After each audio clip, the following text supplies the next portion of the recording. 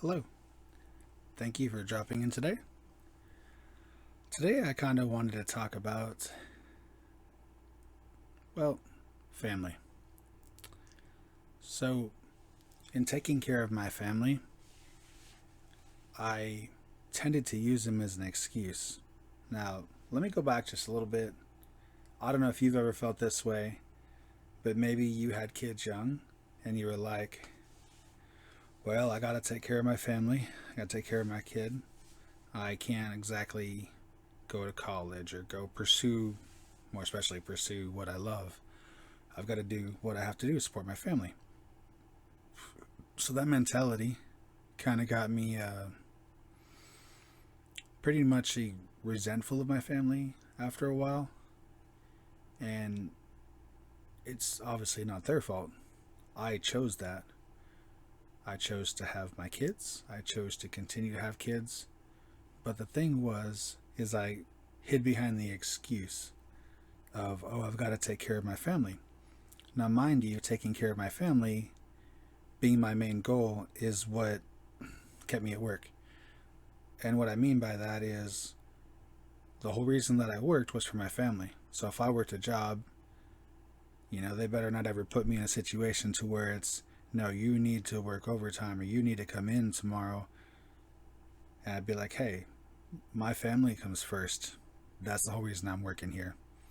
And I never, well, most often, didn't just quit a job. That seemed irresponsible to me.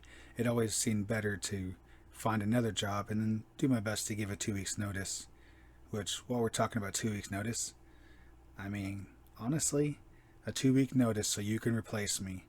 But if something happens and I no longer have my job, whether it be because I did something wrong or because you decided you didn't need me anymore or you're making cuts, you're not going to pay me for 2 weeks to pay for the inconvenience that all of a sudden I have to find another job. Now, some jobs offer a severance package, and that's great. That's well appreciated. But more often than not, most jobs don't, especially in an economy where so many jobs are going to part time so they can have more workers, more flexibility, and not have to give you all your benefits. So I'm not against working. If it's what you love, it's what you love. And if it's what puts food on the table, it's what puts food on the table. But in the meantime, you know, try to better yourself.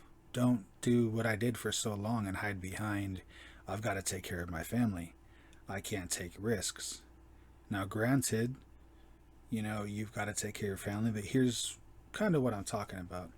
After a while, I got to the point where I was, well, I'm not going to resent my family. I love my family. That's why I work. So I decided that I would bide my time, do what I needed to do to support my family and take care of them. And eventually, when they're all grown up, then I can do what I want to love, what I love, what I want to do. So then the next evolution from that was to realize that I could take chances to try to do, if I'm going to have to work to try to do what feels in alignment. That way I'm opening myself up to possibilities, opportunities, you know, so that way I'm still taking care of my family because family comes first.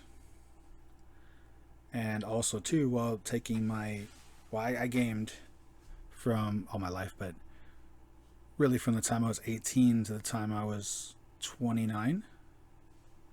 A lot of things happened when I was 29, or 28, I'm sorry. A lot of things happened 29, but from 28 to 29, I was trying to do stuff online, try to figure out how to make money online to support my family while not taking money away from my family, which makes it that much harder when you're not willing to invest more than your time, and time is limited. I've learned a lot since then. That money is really invested in yourself is the best way to learn these things. It saves time. It makes things more progressive. You accomplish more sooner.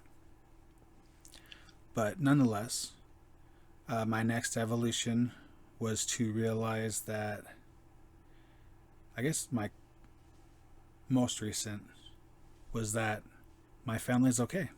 I'm not going to let them fail. I'm not going to take away from them. I need to invest in myself. I need to take time for myself and to be okay with where I'm at, but to take the time and financial investment as well into my self-education and my self-development to put me where I need to be. Because as I work on myself, then I'm able to take better care of my family. And I have to take care of myself first. Put myself first. Like, even to the effect of cooking. Like, my wife likes fried eggs, and so does my daughter. But I'm not so great at frying eggs in oil. My trick is to use butter, which isn't really as healthy. I don't know. Oil's not very healthy either. But when I'm frying the egg and I flip it, well, if it busts, I eat it. I try to get the best of my family at the expense of myself. Granted, that's something silly, but I'm just saying it's a representation of me not properly taking care of myself and sacrificing myself for others. Because let's be honest, you can only sacrifice yourself so many times. But if you lift yourself up in a position to better help others, then it won't be a sacrifice. So I guess that's my current evolution. But the whole point of this is to understand that your family loves you and they'll support you the best they can. If they don't understand, they might not be near as supportive. But then that's where you would, as long as you're not putting them in any risk or danger, obviously, you can reach out to other people, other communities of going through the same thing that can help support you, and you can talk to them. I've been pretty blessed. I've got 4 kids, 2 grandbabies, and my wife. And my wife doesn't necessarily understand what I do. It's not really her cup of tea, so to speak, but she's still supportive as best as she can be. My kids, they're a little more on board. It's kind of strange, our kids these days, how much different they are than we were as children in the aspect of being open to things and all the changes that have happened. But definitely reach out, have some sort of a community. And I mean, it's great to have that Facebook community that posts nothing but like happy quotes and watch this. Like that's great. That's helpful. But I mean, more of a community that you can talk to. Maybe even a small mastermind group like at Think and Grow Rich.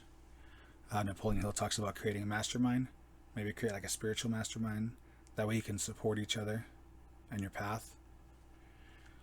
But I think I'm going to go ahead and wrap this up. It's getting late, filming at night. Everybody's asleep. So you guys have a great night, morning, day, wherever you are. Whatever you're doing, I love you. If anything resonated with you, feel free to leave a comment below. Let us know how you feel. Let us know what you thought. Maybe share your experience. If you do share your experience for anything, thank you. I appreciate your braveness and your willingness to be authentic and truthful with yourself. And to just put that out there. Thank you. Love you guys. And I will see you in the next video.